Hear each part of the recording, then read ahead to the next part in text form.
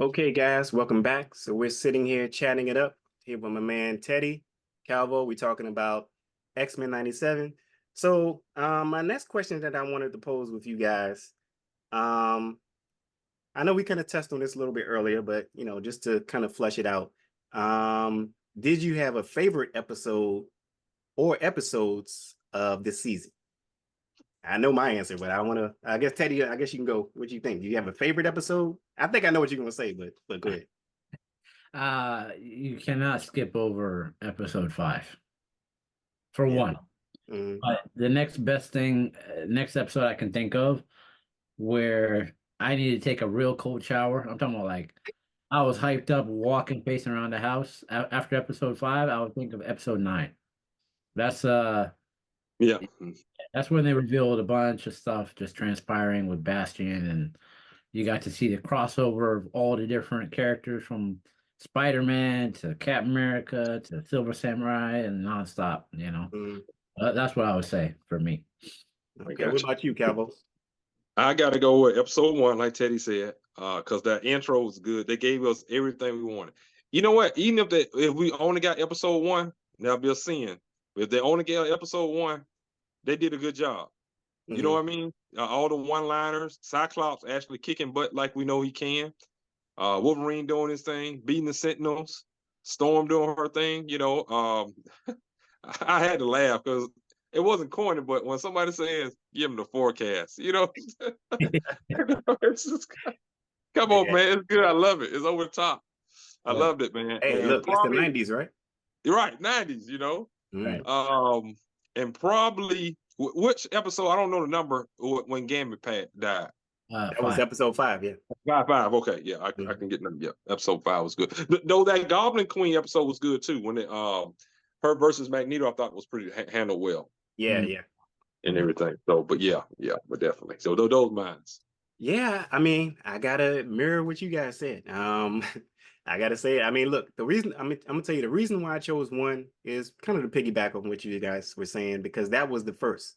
That was the make or break episode of the show. It's like after you see that one, you can kind of judge, okay, what the show is gonna be about. Is it gonna be good? What's the tone? Is it gonna suck? And so after seeing the first episode, I was like, oh man, not only does it not suck, like you said, Calvin, I mean, Cyclops was actually doing some moves that I never even Mhm. seen before. I never even seen him do in the comics before.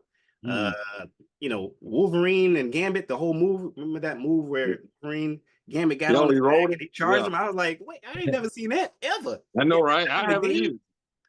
Yeah, that was Animation, just like comic book, video game. yeah. I was like, I had to go back to my sketchbook. I know you too. You probably had to like, man, let my character do something like that. I know you was drawing your sketchbook, you drawing your character. I know you wearing the shirt right now, so I know you went back to your sketchbook and got some ideas or whatever.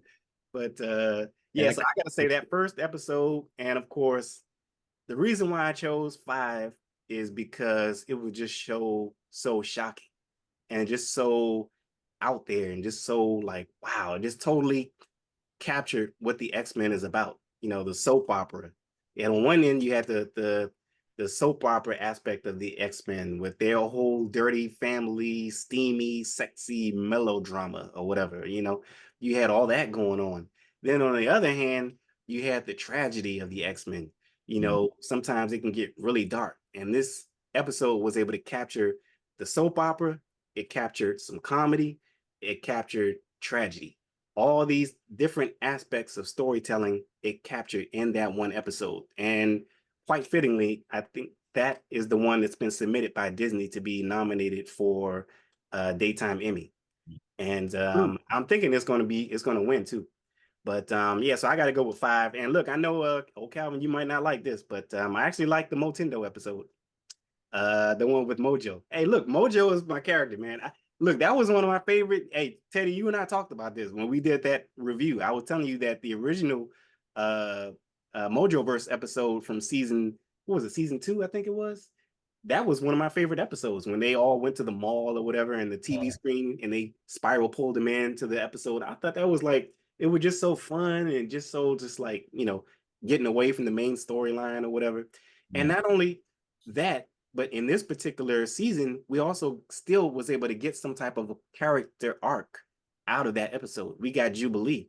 If you notice, Jubilee actually went through an arc in that episode, and quite fitting for it to be an episode based on video games, because she actually learned something from her quote unquote older self, which is played by the original voice actor of Jubilee in the 90s.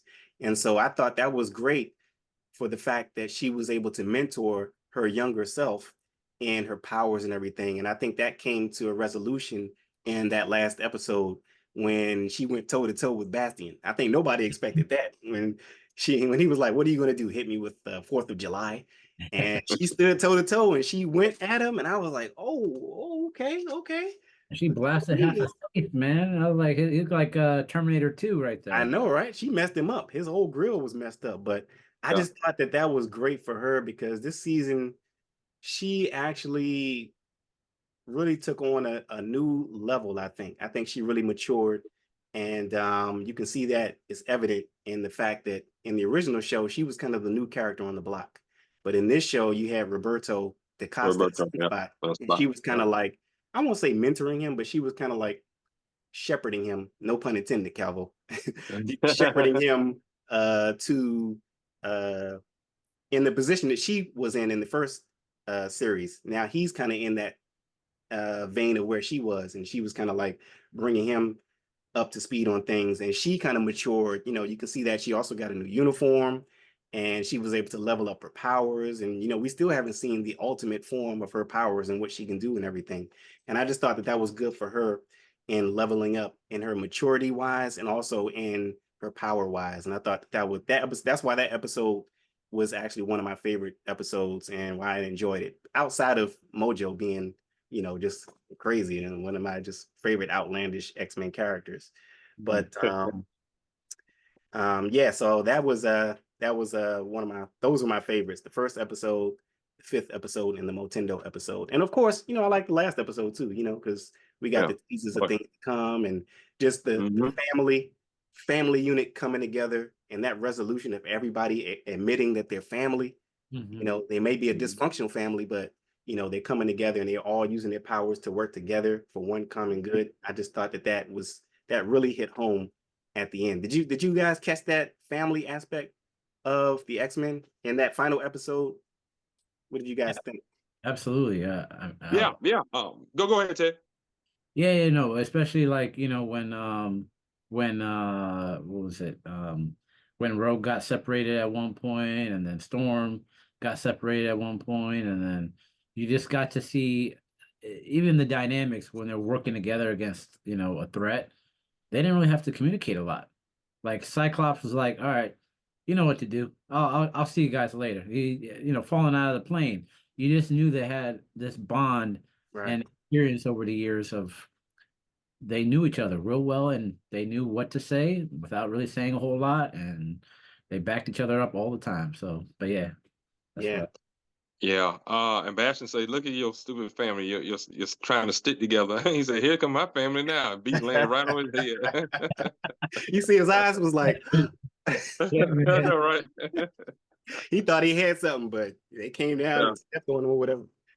Stuff like that, yeah. But it's gonna be even more interesting because they trapped in the past, and again they got to work together. Magneto, Xavier got to work together to go against Apocalypse. So, which is going to be bad because they always come together to fight Apocalypse. You know what I mean? Because they just got to. And but hey, you just try to wipe my mind, man. I don't want to work with you.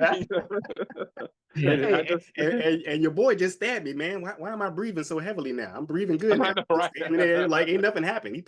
Where'd he get the band-aids from? You know, but anyway. Well, actually, they went back to the jet, and I guess Rogue and them, they bandaged him up. But bandaged him up, yeah. He didn't look like he was hurt. He could have been like, he could have been, you know, doing something. But anyway, you know, that just go ahead. Just insert one little thing. So I just rewatched Bad Boys for the millionth time.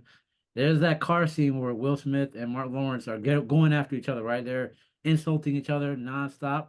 And then 5 seconds later, they're singing Bad Boys together. So they're like, you know, with Professor X and Magneto, you know, at each other's necks. And then it's like, all right, we're boys now, right? We're good, right? You know? Yeah. Going at it. It's classic, you know, feelings, ego against ego, you know. Yeah. Might against peace and everything. So and Xavier was born. I think Xavier was born rich, right, Greg? He's a Yeah. spoiled brat. Yeah, yeah. And Magneto grew up in a country In so many crazy. words, I wouldn't say that, but so Oh many. yeah, but yeah, he wasn't bad. He always had a good heart. But You call him a yeah, he spoiled was. brat. Yeah, Wow, you but okay? yeah, but he was almost he was wealthy. Mm. Him and Warren Angel have a lot in common. But Magneto, he grew up in the gutter, man. The Yeah. streets, Hmm. Hey, trying to look, get food and stuff. So Xavier put that thing on him, didn't he? Yeah, I like that. I like when he was like, please, Xavier, stop. No, I'm like, no, don't be screaming now. Don't be talking about some please now. And Xavier pulled him up, right, and shut his mind off. I was like, that's what I'm talking about. Show him, Xavier. You ain't all that clean. You got some. yeah. He turned that mind off. I was like, that's what I'm talking about. They should do Ah, some, But DMX, man. I'll show you the real X, man. DMX up there. I know, I know, right?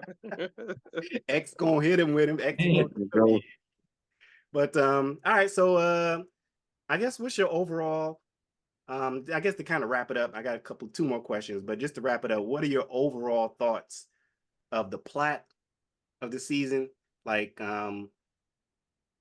do you think this was a good starting point, and do you like the plot that they used, the overarching plot for the season, or do you think they could have went with another plot from the comics, because we all know the comics?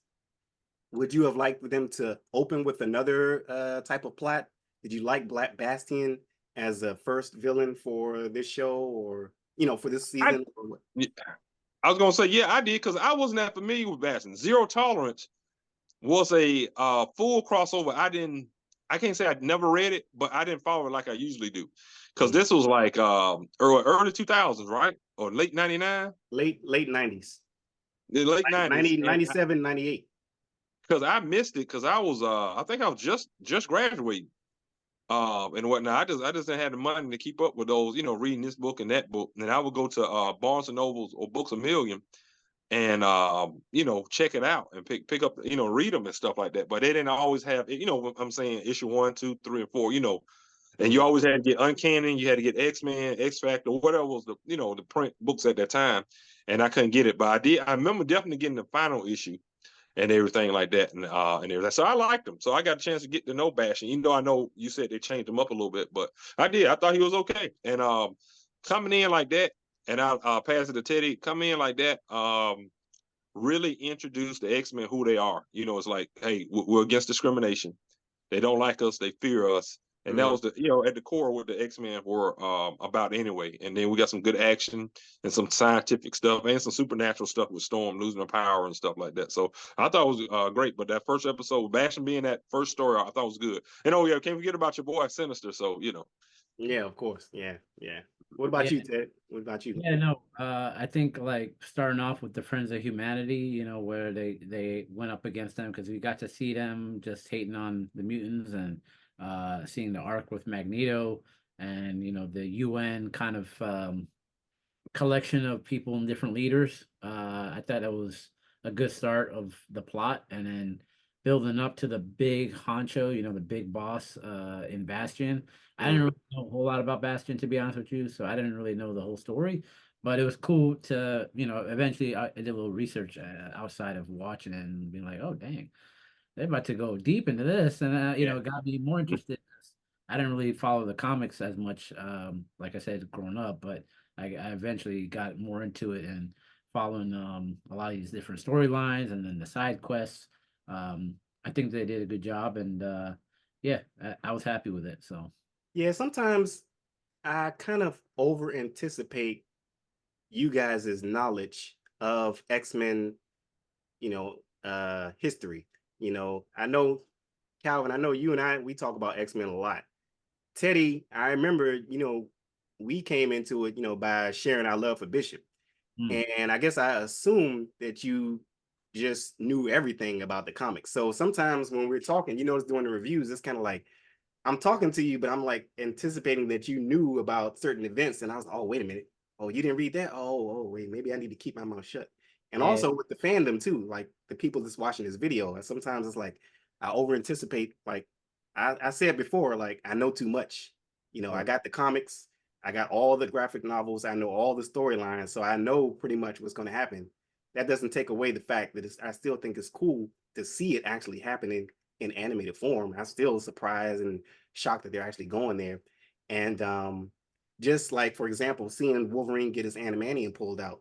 Now, of course, I know, Teddy, I know you knew about Wolverine getting his Animanium pulled out in the comics, but it's cool to see the fans who didn't know, like the casual MCU fans that didn't know that Wolverine had gotten his Animanium pulled out in the comics. So it's kind of like cool for us, like, oh, we experienced this, like this trauma, like, you know, what, 20 years ago when it actually happened in the comics. So for the people who are experiencing it for the first time, like I was looking at some of the reactions, like, oh, is he dead? Is he coming back?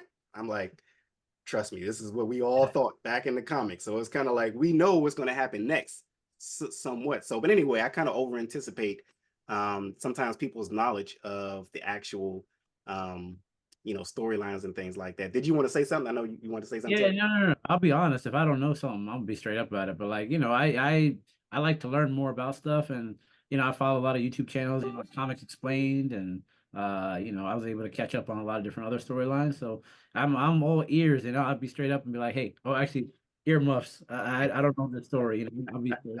So Yeah. trying to catch up to your knowledge. Yeah, for me, I think, yeah, overall, I was happy with the plot. I wasn't expecting Bastion until about halfway through when I started seeing OZT and things like that. And I remember, oh, is that Operation Zero Tolerance? You know, I was like, oh, wait a minute, they're doing that. You know, and I knew when he came in and put that pillow over Gyric's head, like, man, that was graphic. First of all, for Disney, he came in, put that pillow. He was quiet with it too. I mean, it's slick. I was like, man, that's kind of graphic for Disney. Yeah, I know that's evil, man. That's He was squirming too. I was like, That was for us. I mean, we were kids growing up watching it. Now they're like, okay, you guys are adults now. Let's up the ante a little bit. And hey, hey, imagine your kids, man. Imagine the kids watching that. Come on, son. Let me show you what I watched when I was a kid. He smothers with the pillow. I messed the kid up, man. 5-year-old. And that Gary, he thought he was gonna live, didn't he? He was like, yeah, they didn't ruin our plan. He said something. He was like, yeah, but you almost made them ruin our plan. Yeah, but anyway, yeah. So anyway, I knew that was when he came in and I saw him from the back. I was like, is that Bastion? I was like, oh wow, so they're actually doing that. And then I was like, wow, so okay, that's the arc that they're gonna go with. So I was excited. You know, I'm glad that they kind of held off on Apocalypse. You know, y'all know that's my main man. I'm glad they kind of, that's what you do. You hold off on the villain that everybody wants to see. Hey, Calvin, you know, you and I talk about this all the time, you know, because we always talk about, I know the comic that you're working on is kind of like, you know, you holding them off, the big bad villain off until, you know, that big moment. And so I'm glad that they kind of held off, you know, Apocalypse this season and bring him back, you know, either second season or third season or whatever. But yeah, so I'm happy with the overall choice that they did with the arcs and everything. With the you know, the story arc that they did. They introduced a plethora of fans, casual MCU fans who only seen the Fox movies. They introduced them to the proper X-Men and the proper storytelling of the X-Men, which I'm so excited for. So they introduced them to the main gist of the X-Men with the whole, you know, thematics of the X-Men fighting for a world that hates them, fears them. They introduced them to the soap opera element. Just that overall plot and the duality with all the characters I thought was great, and they did that perfectly. So the last question I wanted to ask is, what are you hoping to see next season, and what storylines would you want them to explore, not only next season, but beyond? Maybe like a 3, 4, and 5 season. I guess we'll start with you, Ted. What do you think? you know, I gotta say, apocalypse. No. Yeah, no, I want to see a little bit more like the future, time traveling, obviously with Bishop and Forge, bringing on more characters along the way, you know, having maybe some X Factor join in to help out. And, you know, Cable obviously in the mix as well. But for me, I definitely want to see more crossover. Spider-Man universe, Fantastic Four universe, Captain America, Iron Man, Incredible Hulk. Like I want to see like them bringing back like they did with 97, but like bring back some of these OG shows and the Mhm. voice actors, and let's have a party, man. The nostalgia is full in effect now, man. They started the train. Let's bring everybody back together, man. Everybody's gonna come back, and we're gonna have a big watch party. I can't wait. That's my goal, and my hopes for season 2 and on. What about morph? Yeah, can he morph into all these characters? And wouldn't that be good enough? I mean, can you imagine him morphing into like, I don't even know, man. Like, just think about the most obscure characters that, like, you'd be like, oh, dang, I forgot about that character. You know, like, Yeah. Yeah. yeah, I'm thinking right now, but you know what I mean, like Yeah, yeah. Yeah, some he can give Morph can give Mystique for a run for her money. You know, that's another thing. Where's Mystique in all this? Everybody was saying that Val Cooper was Mystique. So, you know, I guess everybody was let down for that. But where yeah. is she in all this, you know? I know, right? So what about you, Calvo? What you looking for season 2 and not only season 2, but beyond? I'm looking for, of course, Apocalypse. I want to see how his origin story will be told.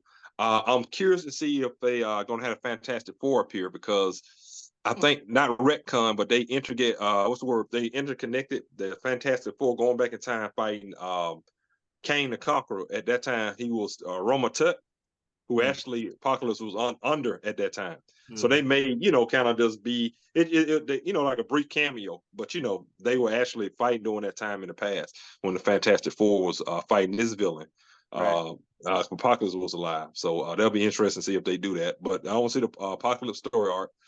Maybe Fabian Cortez can show up from the Acolytes. Onslaught, he did absorb his mind. It don't have to be season 2, maybe that's season 3. He can come in because he's so powerful. You know what I'm saying? Yeah. The whole world got to change. And by this time, like Teddy saying, all those other crossover guys, because in the comics, what was it, Heroes Return, Heroes Reborn? Before that happened, the Onslaught storyline, all the heroes had to team up the X-Men to stop Onslaught. Yeah. So that may be something big, to do. That would and be great everything. for all what Teddy was saying, where all the characters can come in and Come in, yeah. Fantastic Four, yeah. And do that. I would love to see that, the Onslaught storyline. Another one, one of my favorite ones is Extinction Agenda. But I guess they already kind of done that with Genosha and everything, made that beat that to the ground. Yeah. I wouldn't mind having the Age of Apocalypse. They kind of did it, but they didn't have it where Magneto was like running everything again. They got a feel of it in the first 2 episodes when he was a good guy. You know what I mean? Because in the Age of Apocalypse, Magneto, Xavier's dead. Magneto's running stuff, and then he had to go against Apocalypse. There's a guy called Holocaust. Exodus is a big player in that. Morph, the way the Morph looks now was the way he looked in the Age of Apocalypse comic and everything. So that'll be kind of, your boy, a lot of characters that were nice and weren't so, like Sunspot, not Sunspot, from Japan, has the flame powers. Sunfire. Sunfire, he was a whole different character. Yeah. And he was mean, brother. He was mean. He was out for revenge. He was like Fury Road. He was out for you. Yeah. And maybe an off character that's not an X-Men mutant related. Maybe a Doom, a Red Skull, or something like that. I wouldn't mind seeing that, something like that on that level. And they'll definitely have X Factor show up, like Teddy said, and to call them some sellouts. Y'all working for the government, the same government that will oppress us? And you lost your mind, just have them kind of argue each other and stuff like that. That'll be cool. But and definitely bring the Juggernaut back, just because he's big, dumb, and stupid. Yeah. I was just thinking that right now. Oh, I'm the Juggernaut. Yeah, just bring him. My powers aren't. I'm no mutant. My powers are Juggernaut glitch. Well, look, I gotta say, I'm looking for, of course, the Rise of Apocalypse. That was one of my favorite storylines from the '90s, the mid-'90s, when they told the origin of Apocalypse, like kind of what you were saying, Calvo. I definitely want to see that. I kind of wonder where they're going to take it, because what they left off with, Magneto wasn't there in that storyline. The X-Men weren't there. Rogue and Nightcrawler weren't there. So I know they're going to make an adaptation. So I'm kind of okay with what they're going to do with it, So I kind of want to see that. Moving forward, I definitely want to. I would like to see House of M. I would definitely like to see that storyline. We got a tease with Scarlet Witch. They had her on the screen. I noticed they focused on that, where they said she was off world or something like that. So I'm like, why did they focus on that in the background or whatever? The scene at the end with Forge and everything. He was talking to Bishop, and they had the people were missing or dead or whatever. Right. I would love to see House of M. I would love to see that storyline. I would love to see, since we're talking about Apocalypse, I would love to see 12 storyline. The 12 storyline is significant because that involves, how can I say this without spoilers? It involves, Oh yeah, yeah. Dang. Oh, yeah, go ahead, Guash. Yeah, I ain't yeah, gonna spoil it. I know it's not a spoiler. It's not a spoiler, but the way I'm gonna say it, it won't be a spoiler, but it involves Wolverine, and it involves the storyline that they're gonna be. Well, we already so it's Adamantium been taken out, so he has a story arc. So Yeah. so I'll just leave it at that. I would love to see that the 12 storyline be like the season finale of next season. Like I said, House of M. To piggyback off what you said, Calvin, I want to see the Onslaught. We got a tease. That's how it started in the comics when he shut off Magneto's mind. There was a seed that was born, and that's how Onslaught was born in the comics. And then years later, we got that storyline based off of that. So I would love to see that. And shoot, I got my comics right here. What else I want to see? I can look right here and see Onslaught, the Trial of Gambit. You know what I want to see? If we make it like a season 5, the series finale, I would love to see the series finale be the beginning of the Krakoan age. Oh, I would like the end of the X-Men animated series universe be the beginning of the Krakoan age, which means it would be like a happy ending. Of course, we know as we got into the Krakoan age, it was happy, it was ups, and then there was downs or whatever. But that beginning, House of X, that was just like, wow. It was like a happy ending to the whole X-Men universe. They could have ended the whole X-Men comic line right there, and it would just been like, wow, what a perfect ending, man. They got their own island. They separated themselves. Finally, Xavier woke up from this silly dream and decided to work together with Magneto, and now they're just like, man, that would be the happiest ending for this X-Men animated series universe. And of course, it was the beginning in the comics, but I think that would be a great series finale for the actual ending of the X-Men animated series. If we get to like a season 4 or a season 5 or something like that, I think that would be a great way to end it. Can I throw in one more curveball? Yeah, go ahead. You brought back memories. It was like everything. I would love to see everything you just said, but like in Justice League Unlimited, there's an episode called Epilogue with Batman Beyond, and they were talking about Batman, kind of like him in the future talking about the past, and imagine Old Man Logan, him talking about the X-Men. Wow. He's passing on the torch, but like just talking about like the good old days and the adventures that they had, and telling an ending that way as well. But that'd be cool to throw that in there if it's possible. Yeah. Oh, before we go, Gosh, you know my boy got to show up. Who? You know my boy Berserker Claw.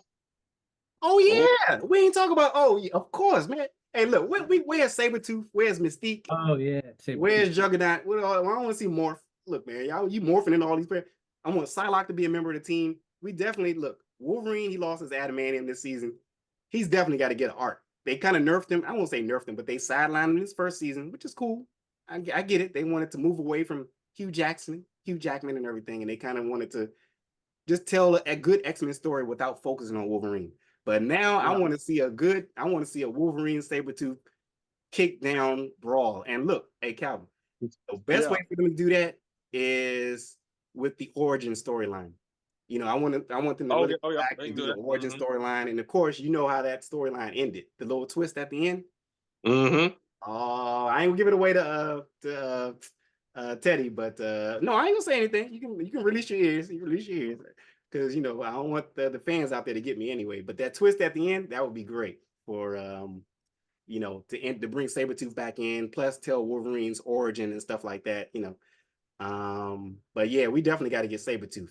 And that voice got to be perfect. I know you're looking for that. You're looking to hear that voice because that was like one of your favorite things about the original show. So tell everybody about your alter ego, Calvin, Sabretooth. Because I know you you kind of took it to another level. You started wearing a little fur, thing. Fur coat and all that. Sabretooth was my guy, man. Sabretooth was I actually like Sabretooth over Wolverine.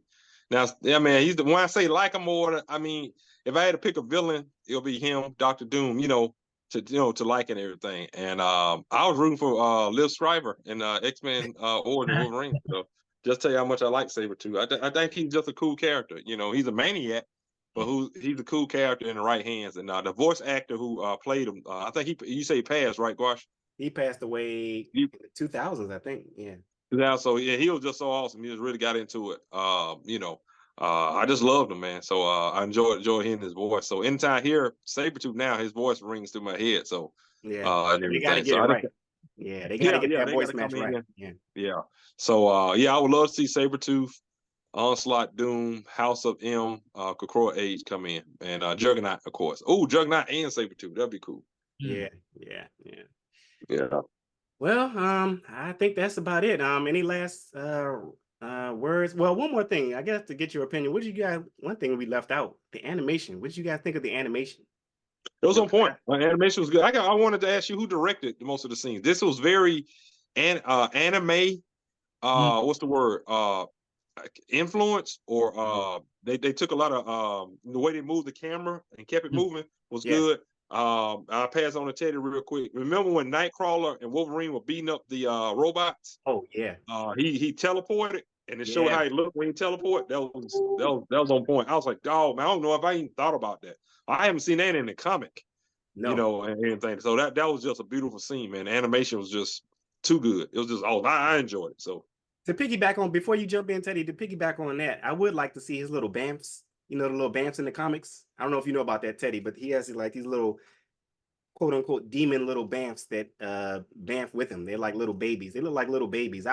I'll send you a picture of it after, in a later date to show you what I'm talking about. But I know the fans out there, you guys know what I'm talking about. If you guys who read the comics or whatever, but they call them his little bamfs. I would love for them to bring that aspect into the Nightcrawler.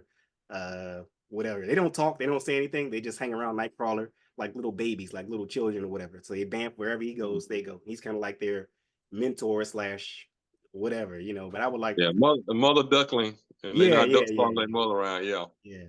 But Yeah, what about you, Ted? What do you think about the overall animation? yeah, the animation was smooth, like you said. I think it was, surpassing my opinion the '90s animation. I love the animation. Like, it's an old school, handwritten kind Mhm. of traditional style, and I think this was like a little bit of mix of that 2D, 3D ish mix. I don't even know how to explain the actual technical terms of animation, but I could definitely tell it was Cell shaded animation with yeah, 3D. 3D. Sometimes they use 3D aspects of it. Yeah. right, and they brought it that classic kind of feel, and modernized it, and I appreciated that Mhm. across the board. But and I just had a brain fart, but I was like thinking, they could easily bring in Iceman and Kitty Pryde and a couple other people to add on to the team, Yeah. Yeah. kind of see how it looks in terms of like the intro, and see how things play out and the rest of the dynamics. But that's kind of off the point of what you asked, but I just No, had no, no. Look, I was gonna say, man, what they did with Kitty Pryde and just totally omitting her from the entire X-Men animated series universe is just tragedy. It's like she doesn't even exist. But I'm finally glad that they gave her some type of something, picture on the board that she does exist in that world somewhere. So, and Colossus also. and Colossus, yeah. Well, they Oh showed yeah, he was in. He had a couple episodes in the original show though, so they at least they brought him in there. But Gaspadanya. yeah, yeah. Ileana.